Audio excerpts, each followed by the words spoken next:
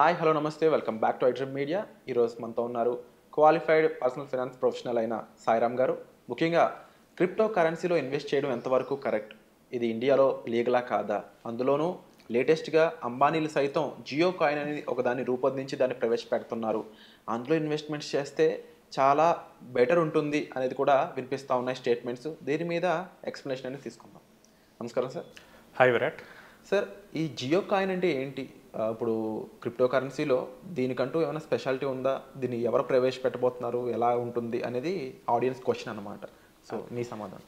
So ఈ Jio coin అనేది Jio industries కలిపి పాలిగాన్ ల్యాబ్స్ అనే క్రిప్టో కరెన్సీ ప్రొవైడ్ చేసే కంపెనీతో కలిపి దీన్ని లాంచ్ చేశారు. ఓకే.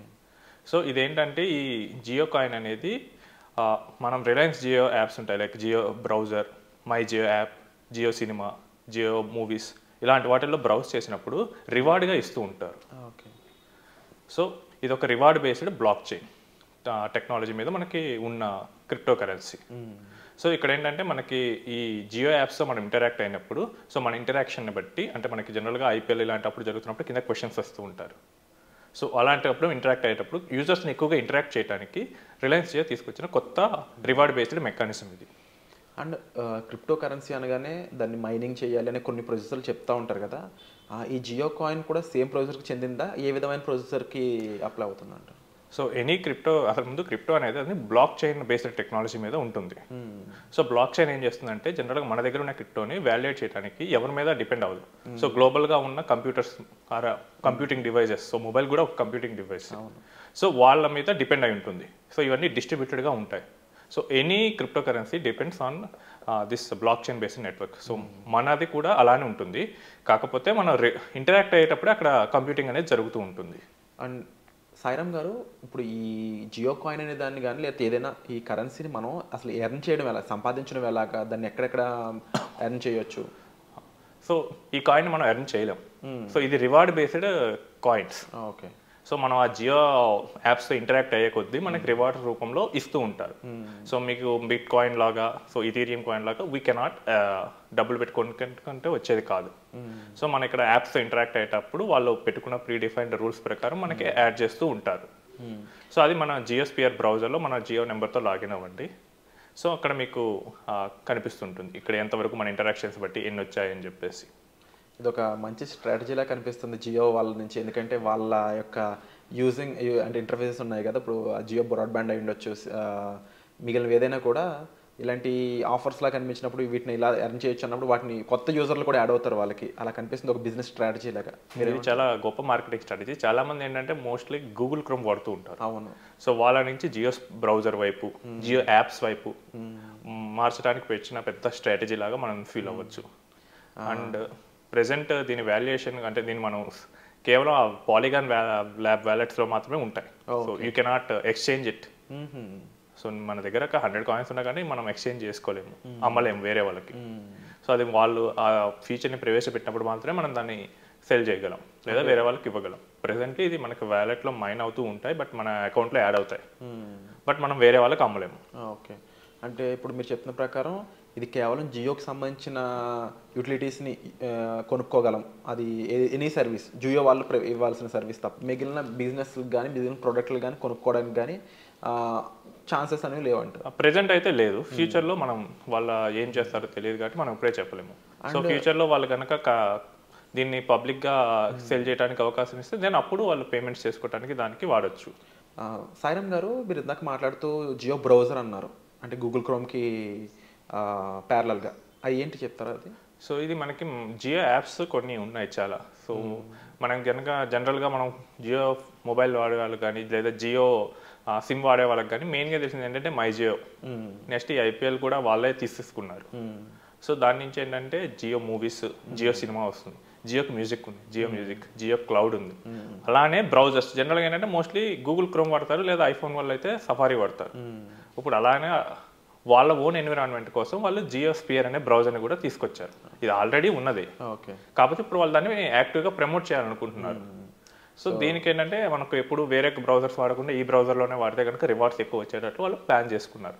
దీంతో వాళ్ళు పాలిగాన్ ల్యాబ్స్ టైప్ పెట్టుకొని రివార్డ్ బేస్డ్గా ఈ జియో కాయిన్స్ ఇష్యూ చేయడం మొదలుపెట్టారు. కంప్లీట్గా జియో డిజిటల్ వరల్డ్ క్రియేట్ చేస్తున్నారని చెప్పచ్చు. సో ఇప్పుడు అనేది data is a new oil. అవును. సో ఒక 30-40 ఇయర్స్ బ్యాక్ ఆయిల్ అనేది గ్లోబ్ని రూల్ చేసింది. ఇప్పుడు డేటా అంటే ఎవరి దగ్గర ఎక్కువ డేటా ఉంటే వాళ్ళే రూల్ చేస్తారు. Information. So information is wealth అన్నారు కదా. సో అందుకనే జియో మనల్ని తన యాప్స్ చుట్టూ కట్టబడేయడానికి తీసుకొస్తున్న కొత్త స్ట్రాటజీ. అండ్ సాయిరామ్ గారు, ఈ కాయిన్ వాల్యుయేషన్ ఎలా ఉంటుంది అది చెప్తారా? సో కరెంట్ అయితే ఓపెన్ మార్కెట్లో ఇది ఎక్కడా ట్రేడ్ అవ్వట్లేదు. But as of few sources ప్రకారం it will be around $0.4 to $0.5. అంటే మేబీ ₹40 అరౌండ్ ఉండొచ్చు. అండ్ ముఖ్యంగా ఈ జియో కాయిన్ అనేది ఇప్పుడు వచ్చే ఛాన్స్ ఉంది కంప్లీట్గా మార్కెట్లోకి. అండ్ మీరు చెప్పారు ఆల్రెడీ జియోకి సంబంధించిన సర్వీసెస్కి అయితే ఇది ఆల్రెడీ వాళ్ళ యూటిలిటీస్కి ఉపయోగించుకుంటారంటే జియో బ్రాడ్బ్యాండ్ కానీ సిమ్ సర్వీసెస్ ఉన్నాయి వాళ్ళకి. అండ్ మోర్ ఓవర్ జియోకి సంబంధించి రిలయన్స్ ఇండస్ట్రీస్ అయి ఉండొచ్చు, లేకపోతే అంబానీకి సంబంధించిన ఇండస్ట్రీస్ ఏవైతే ఉన్నాయో వాటిలో కూడా దీన్ని ప్రవేశపెట్టి వాటిని కొనుక్కోవడానికి కూడా ఉపయోగించే ఛాన్సెస్ ఉన్నాయా? రిలయన్స్ ఇప్పుడు మనకి ఈ టీవీలు ఫ్రిడ్జ్లు అమ్మే రిలయన్స్ సంబంధించిన కొన్ని ఉన్నాయి రిటైల్వి, అలాంటి వాటిలో కూడా ఈ జియో కాయిన్స్ యూజ్ అయ్యే ఛాన్సెస్ ఉన్నాయంట. సో ఫస్ట్ ఆఫ్ ఆల్ ఏంటంటే ఇది పేమెంట్కి ఆల్టర్నేటివ్గా వాళ్ళేం. ఓకే. సో ముందు మన గవర్నమెంట్ రూల్స్ క్రిప్టో కరెన్సీని అసలు రికగ్నైజ్ చేయదు. అవును. సో మీ దగ్గర ఏ క్రిప్టో అయినా ఉండనియండి, సో గవర్నమెంట్ దీన్ని అసలు రికగ్నైజ్ చేయదు. అండ్ క్రిప్టో మీద వచ్చిన ఇన్కమ్ మీద మనకి 30% ట్యాక్స్ ఉంటుంది. ఇది ఒక ఇంపార్టెంట్ పాయింట్ బహుశా. సో ఇంకోటి ఏంటంటే దీన్ని మనకి పేమెంట్కి ఆల్టర్నేటివ్గా గవర్నమెంట్ ఇంకా యాక్సెప్ట్ చేయలేదు. సో మనం ఈ జియో కాయిన్స్ వాడి పేమెంట్స్ చేయలేము. సో మనం ఏమైనా చేసుకోగలిగింది ఏంటంటే ఇఫ్ దాన్ని సెల్ చేస్తే వచ్చిన మనీతో మనం చేసుకోగలం, అంతేగాని డైరెక్ట్గా నా దగ్గర ఒక 10 జియో కాయిన్స్ ఉన్నాయి మీకు ఇస్తాను, సో అది జరగదు. ఎందుకంటే ప్రతి నేషన్కి తన కరెన్సీ మీద పవర్ ఉంటుంది. సో ఆ పవర్ని కోల్పోవడానికి ఎవరు ఒప్పుకోరు. ఓకే. సో యూఎస్కి డాలర్ మీద ఎందుకు అంత ఇష్టం అంటే ప్రపంచం మొత్తం డాలరే వాడాలనుకుంటుంది. ఎందుకంటే తన కరెన్సీ కనుక ప్రపంచం మొత్తం వాడితే కనుక గ్లోబ్ మొత్తం తన కంట్రోల్లో ఉంటుంది, రూలింగ్ ఉంటుంది. సో అలా కాకుండా నేను బిట్ కాయిన్ వాడుకొని యూఎస్ ఎప్పుడు ప్రమోట్ చేయదు. సేమ్ ఇండియా కూడా అంతే, తన రూపీయే ప్రపంచం వాడాలనుకుని కోరుకుంటుంది తప్ప ఎవరో క్రిప్టో కరెన్సీ తీసుకొచ్చేదే దాన్ని వాడుకోవాలని చెప్పి ఇష్టపడదు. సాయిరామ్ గారు, ఇప్పుడు ఈ జియో కాయిన్ అనేది కంప్లీట్గా అంటే వర్కింగ్లోకి రావడానికి ఎంతకాలం పట్టవచ్చు, మోస్ట్లీ ఎలా ఉండొచ్చు అంటారు? సో ఏదైనా క్రిప్టో కరెన్సీ కనుక పూర్తి ప్రాచుర్యంలో రావడానికి కనీసం 3 to 4 years పడుతుంది. 3 to 4 years. ఓకే. సో ఇది ఎర్లీ ట్రెండ్స్ మాత్రమే. సో మీకు కనుక ఐడియా ఉంటే పై కాయిన్ ఐడియా ఉందా? అవును. So I know it in 2017 or 18.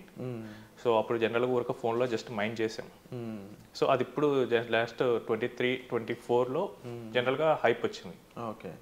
So జనరల్గా ఏమైనా క్రిప్టో కరెన్సీస్ హైప్ రావడానికి 4 to 5 years పడతాయి. So same for Jio also, ఎందుకంటే ఇప్పుడు ఎర్లీ స్టేజెస్లో కేవలం కొన్ని డివైజెస్లో మాత్రమే వాటిని లోడ్ చేసుకుంటూ ఉంటారు. అండ్ జియో తన ఇంటరాక్షన్ని ఇంక్రీజ్ చేసే కొద్దీ యూజర్స్ పెరిగినప్పుడు మాత్రమే తన పూర్తి స్థాయిగా దాన్ని అందరికీ ఓపెన్గా ఇవ్వటం మొదలు పెడుతుంది. సో మనకి మెయిన్గా జియోని ఇప్పుడు ప్రజెంట్గా దేనికి వాడుతున్నారో చూస్తే కనుక జియో సిమ్గా వాడుకుంటారు, అంటే ఇంటర్నెట్ ప్రొవైడింగ్కి వాడతారు. బట్ జియో యాప్స్ ఎక్కడ ఇంటరాక్ట్ అవుతారు దాన్ని మెయిన్గా చూద్దాం. సో జియో మూవీస్తో ఇంటరాక్ట్ అవుతారు. అవును. నెక్స్ట్ జియో సినిమా, ఐపీఎల్ ఇలాంటి వాటిని వాడుకోవడానికి, అందుకని జియో వయాకామ్తో ఐపీఎల్ రైట్స్ కూడా కొనుక్కుంది. నెక్స్ట్ ఇండియాలో క్రికెట్ మ్యాచెస్ ఇలాంటి స్పోర్ట్స్ వాటిని కూడా జియో ప్రెజెంట్ చేస్తుంది. సో ఎప్పుడైతే ఆ యూజర్స్ పూర్తిగా జియో యాప్స్తో టైప్ అవుతారో ఒక మెజారిటీ పార్ట్, అప్పుడు మాత్రమే వీటిని జనరల్ పబ్లిక్కి అంటే ట్రేడ్ చేసుకోవడానికి వాళ్ళు అలౌ చేస్తారు. సో అప్పుడు దాకా అది రివార్డ్ బేస్డ్గానే ఉంటుంది. ఇదంతా కూడా డేటా మైనింగ్ మీదే ఆధారపడి ఉంటుంది అంటారు. అందరూ డేటా మైనింగ్ మీదే ఉంటుంది. సో పవర్ ఆఫ్ ఇన్ఫర్మేషన్ అనేది ఇన్ ఫ్యూచర్లో చూడడానికి మనకి ఫుల్ స్కోప్ అయితే కనిపిస్తూ ఉంది. బట్ సమ్హౌ దీని ఫుల్ పొటెన్షియల్ చూడడానికి 3 to 4 years అనేది పడుతుంది అంటున్నారు మీరు. సో కాయిన్ సక్సెస్ఫుల్ అయితే 3 to 4 years. 3 to 4 years. Okay. If coin itself fail అయితే కనుక ఇంకా అది చెప్పలేము. అంటే ఫెయిల్ అయితే what is the case? Fail అయితే ఏముంటుంది, వాళ్ళు ఇంకా వాల్యూ అలానే ఉంటుంది, పడిపోతూ ఉంటుంది. So there are many crypto currencies whose value అంటే చాలా మంది కొన్నారు, తర్వాత అవి ఇంకెప్పటికీ లేవలేదు. సో చీప్గా వస్తుందని కొన్నారు, బట్ ఇంకా అవి దాన్ని జనాలు యూజ్ చేయడం మొదలు పెట్టలేదు. సో అవి ఇంకా పడిపోయాయి. ఓకే. సో సమ్హౌ అప్డేట్ అయితే ఇంకా ఫ్యూచర్లోనే రావాల్సి ఉందండి.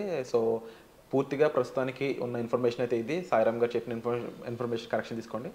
సాయిరామ్ గారు చెప్పిన ఇన్ఫర్మేషన్పై మీకు ఎటువంటి క్లారిటీ గైడెన్స్ కావాలి అనుకున్నట్లయితే డిస్ప్లే అవుతున్న నెంబర్స్ కాల్ చేసి, ఇదనే కాదు ఇన్వెస్ట్మెంట్స్కి సంబంధించి ఎటువంటి విషయం అయినా సరే మీరు సార్తో గైడెన్స్ అనేది తీసుకొచ్చండి. అండ్ మీకు స్పెసిఫిక్గా mutual funds, stock market and A related query అయినా కూడా మీరు డిస్ప్లే అవుతున్న నెంబర్స్ కాల్ చేసి ఒక పర్సనల్ అపాయింట్మెంట్ అనేది మీరు బుక్ చేసుకోవచ్చు. సో ఆ పర్సనల్ అపాయింట్మెంట్స్ అనేవి ఆల్రెడీ ఓపెన్లో ఉన్నాయి. సో వచ్చే ఎపిసోడ్లో మళ్ళీ కలుద్దాం అండి. Thank you so much for the information sir. Thanks for it.